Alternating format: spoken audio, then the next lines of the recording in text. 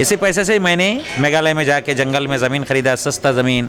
लोग मुझे वो करने लगे, मजाक करने लगे, क्या करेगा उधर, ट्राइबल लोग खा जाएगा, ये करेगा, मार डालेगा। तो मैंने ज़मीन ख़रीदा वहाँ।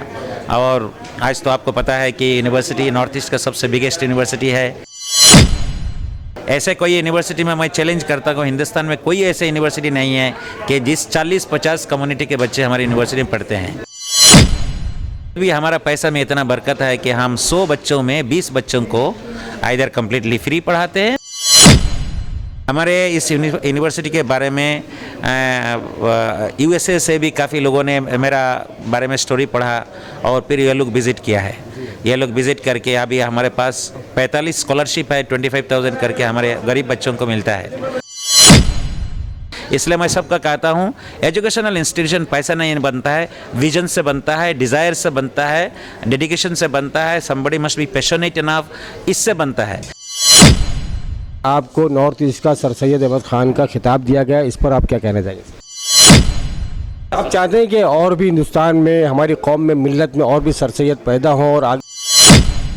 सर, जैसे यूसुफ अबरानी साहब ने कहा कि हमारी मिल्लत में एक बहुत ही माशी सतह पर या जिस तरह से शाही शादियों में बहुत खर्च किया जा रहा है, तालीम पे तवज्जो नहीं दी जा रही, इस पर आप क्या कहें? तो बहुत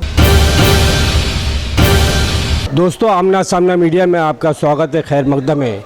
इस वक्त हमारे साथ मौजूद हैं university of science and technology Meghalaya के चांसलर जनाब महबूबुल हक साहब।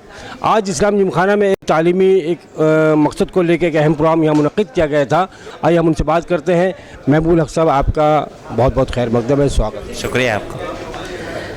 महबूबुल हक साहब, जिस तरह से हम देखते हैं कि आप यहाँ पर आपने जो ये इदारा शुरू किया 2001 में, और सिर्फ एक कंप्यूटर और 4 स्टूडेंट, आज अल्हम्दुलिल्लाह आप लोग जो है, आपका इदारा और आप जो है केजी से होते हुए पोस्ट ग्रेजुएट से होते आज पीएचडी तक पहुँचे और मुख्तलिफ साइंस को लेकर और टेक्नोलॉजी को लेकर आपके इदारे में बहुत सारे अलग अलग इदारे चल रहे हैं। तो मैं जानना चाहता हूँ और हमारे सामाइन भी जानना चाहते हैं कि ये सफ़र कब से शुरू हुआ, कैसे हुआ और किस तरह से हुआ? मैं अलीगढ़ मुस्लिम यूनिवर्सिटी से मैंने कंप्यूटर साइंस में मास्टर डिग्री किया। वहीं डिपार्टमेंट में प्लेसमेंट में मुझे अच्छा जॉब मिला, लेकिन मैंने जॉब ज्वाइन ना करके मैं सोचा कि मैं कुछ इंस्टीट्यूशनल काम करूँगा। चूँकि मैं अलीगढ़ को देखा हूँ प्रैक्टिकली 7 साल कि वो सर सैयद ने एंग्लो ओरिएंटल कॉलेज से शुरू किया और वो इतना बड़ा मुल्क का बड़ा यूनिवर्सिटी बना, बाहर के फ़ॉरेन के बच्चे वहाँ पढ़ते हैं। तो मुझे उससे ड्रीम हुआ, तो मैंने सोचा कि मुझे तो कोई रेस्पॉन्ड नहीं करेगा, क्योंकि मैं जब बोलूँगा मुझे ऐसे बनाना है तो कोई फेथ नहीं करेगा। तो मैं वहाँ बड़े पैसा वाले हैं, आजकल पॉलिटिशियन हैं, उनके पास गया। उन्होंने इनिशियली रेस्पॉन्ड किया, फिर उन्होंने इग्नोर किया है। तो फिर मैंने अकेला अपना शुरू किया। हमारे पास एक कंप्यूटर था, 4 इग्नो के स्टूडेंट पढ़ रहे थे, वो हमारे साथ पास मिलने के लिए आए। तो मैंने देखा ये इनका कंप्यूटर का कोई नॉलेज नहीं है, तो मैं उनको कंप्यूटर सिखाना शुरू किया। तो इसी से उसके बाद सोचा कि क्या करेंगे। काफ़ी दिन मैं बहुत परेशान रहा, मुझे कहीं रहने का जगह नहीं मिला। एक जगह मैं वहाँ आयुर्वेदिक कॉलेज में एक फ्रेंड के साथ रहता था कुछ दिन। तो फिर मैंने सोचा कि मैं अपना स्किल का यूज़ करूँगा। तो मैंने कंप्यूटर असेंबल किया, नियरली 100 कंप्यूटर्स, 3 महीने में मैंने 100 कंप्यूटर सेल किया। और उसी पैसे से हमने 5 कंप्यूटर, जो पैसा बेनिफिट हुआ उससे, रेवेन्यू हुआ उससे, मैंने 5 कंप्यूटर का लैब बनाया और मणिपाल यूनिवर्सिटी का मैंने स्टडी सेंटर लिया है। वही मेरा शुरुआत था और उसी में एवरी ईयर मेरा मल्टीप्लाई होते गया। 3,500 बच्चे हुए। 6 साल के बाद मुझे करीब 10 करोड़ के करीब सालाना मुझे रेवेन्यू होता था, और सारा बिल्डिंग सब किराए पे था, किराया देता था, सैलरी देता था, बाकी पैसा बचता था। इसी पैसे से मैंने मेघालय में जाके जंगल में ज़मीन ख़रीदा, सस्ता ज़मीन। लोग मुझे वो करने लगे, मजाक करने लगे, क्या करेगा उधर, ट्राइबल लोग खा जाएगा, ये करेगा, मार डालेगा। तो मैंने ज़मीन ख़रीदा वहाँ। और आज तो आपको पता है कि यूनिवर्सिटी नॉर्थ ईस्ट का सबसे बिगेस्ट यूनिवर्सिटी है, A ग्रेड है, NIRF का रैंकिंग में 200 यूनिवर्सिटी बेस्ट यूनिवर्सिटी के अंडर में लिस्टेड है। और बहुत सारे कम्युनिटी के बच्चे, हर कम्युनिटी के बच्चे हमारे यूनिवर्सिटी में पढ़ते हैं। ऐसे कोई यूनिवर्सिटी में मैं चैलेंज करता हूँ, हिंदुस्तान में कोई ऐसे यूनिवर्सिटी नहीं है कि जिस 40-50 कम्युनिटी के बच्चे हमारी यूनिवर्सिटी में पढ़ते हैं। हाँ, हर कम्युनिटी से बच्चे हैं और हमारे स्टूडेंट्स, हमारे फैकल्टी अच्छा काम कर रहे हैं। और हमारा ये ड्रीम है कि भाई 2026 ये इंडिया का एक one of the best university होगा और A++ यूनिवर्सिटी हो जाएगा। सॉरी। तो ये है हमारे गोल। बाकी अभी इसको फ्यूचर एक्सपेंशन के लिए हम मेडिकल कॉलेज की अभी काम कर रहे हैं, तो इसलिए हम मुंबई आए थे। काफ़ी लोगों ने मुझे बुलाया कि आप आइए और आपका जो फ्यूचर विज़न है उसको हम लोगों को शेयर करिए। अल्हम्दुलिल्लाह आज बहुत लोग आए, बहुत रिस्पॉन्ड किया और सब लोगों ने कमिटमेंट किया कि एक बार विज़िट करने के लिए जाएंगे।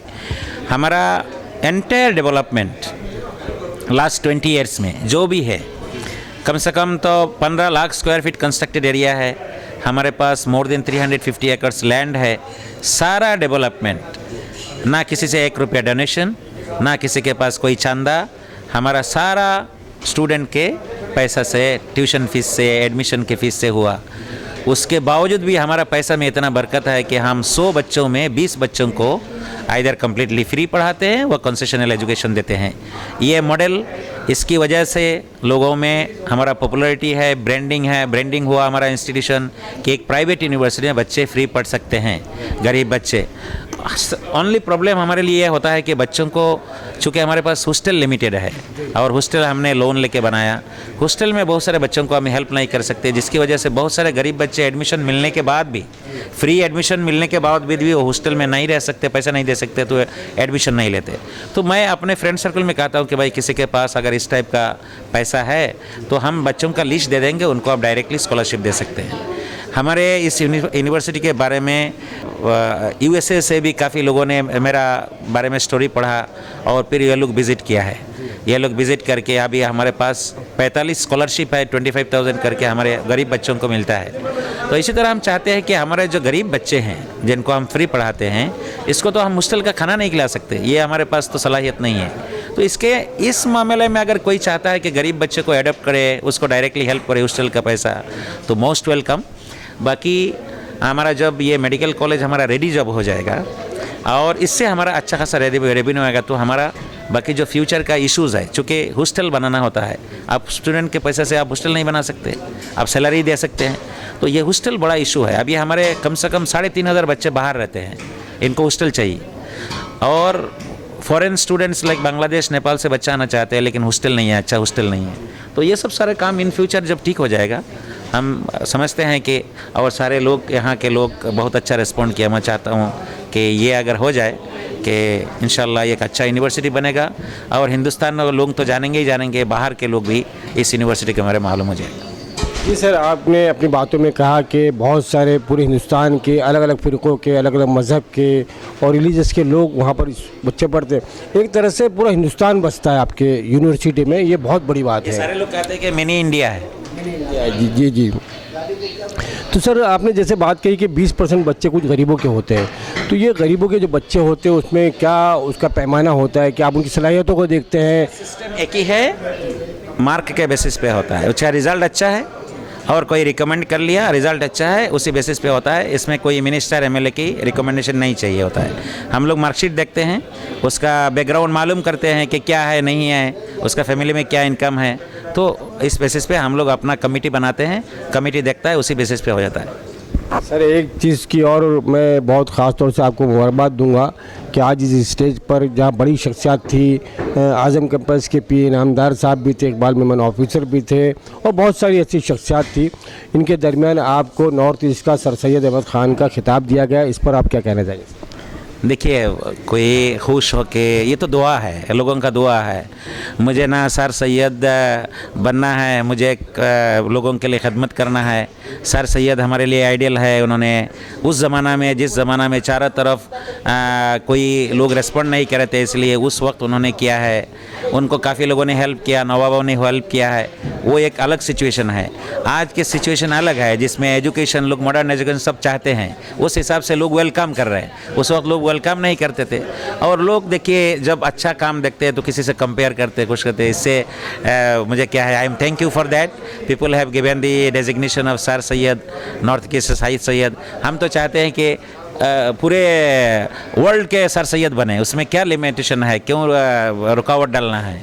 वर्ल्ड के सर सैयद बन जाएंगे, उससे क्या। आप चाहते हैं कि और भी हिंदुस्तान में, हमारी कौम में, मिल्लत में और भी सर सैयद पैदा हों और आगे इस पे काम करें? नहीं हो, हम ऐसे लोग यहाँ मौजूद है, ऐसे कैपेबल लोग यहाँ मौजूद है, जिन लोगों मैंने कहा कि आप एक बार आइए, देखिए हमारे यहाँ जो जाते हैं जज्बा लेके वापस आते हैं।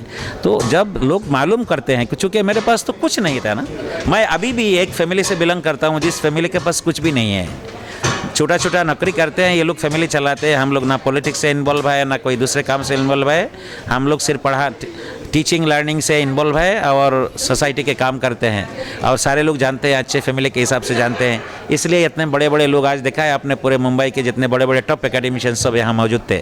मैं अगर 1 महीना लेके मैं प्रोग्राम करूँगा, कोई बचेगा नहीं, सब लोग आ जाएंगे। किस लिए? लोग हमारा बैकग्राउंड जानते हैं, हम्बल बिगिनिंग, हम्बल जर्नी लोग जानते हैं। मैं कई अच्छे बड़े फैमिली से, पैसा वाले फैमिली से तो होता नहीं, इसलिए मैं सबका कहता हूँ एजुकेशनल इंस्टीट्यूशन पैसा नहीं बनता है, विजन से बनता है, डिज़ायर से बनता है, डेडिकेशन से बनता है, somebody must be passionate enough, इससे बनता है। मेरे पास बहुत पैसा हो गया इसलिए मैं इंस्टीट्यूशन बना लूँगा, वो कुछ बना सकते हैं, होटल बना सकते हैं, वो बड़ा बिल्डिंग बना सकते हैं, बड़ा ब्रिज बना सकते हैं, वो कोई दूसरा चीज़ बना सकते हैं, लेकिन एजुकेशनल इंस्टीट्यूशन ये अलग चीज़ होता है जिसमें 24/7 आदमी को अटेंशन देना पड़ता है। सर, जैसे यूसुफ अबरानी साहब ने कहा कि हमारी मिल्लत में एक बहुत ही माशी सतह पर या जिस तरह से शाही शादियों में बहुत खर्च किया जा रहा है, तालीम पे तवज्जो नहीं दी जा रही, इस पर आप क्या कहें? ये तो बहुत बड़ा उन्होंने ऑब्जर्वेशन दिया है, ये तो है, ये तो सारे लोग, किसी दूसरे मज़हब के लोग ये तो बोलेंगे सही है, क्योंकि हम लोग खाने पीने में मस्त रहते हैं, हम लोग काम से हमारा मतलब नहीं रहता है। शादी ब्याह में जब अगर हम अपने को मुस्लिम कहते हैं और इस्लाम हमारा मज़हब बोलते हैं, तो इस्लाम में कैसे शादी के लिए बताया? शादी सादा होना चाहिए, और ये पैसा एजुकेशन में, और प्रेसिडेंट साहब ने जो बात कहा बिल्कुल 100% करेक्ट, इसमें हमारा पैसा एजुकेशन में जाना चाहिए। बहुत बहुत शुक्रिया आपने सर मीडिया से बात करनी है, thank you. Camera person Shaheen Patel के साथ आपका दोस्त राशिद अजीम। जय हिंद, जय महाराष्ट्र।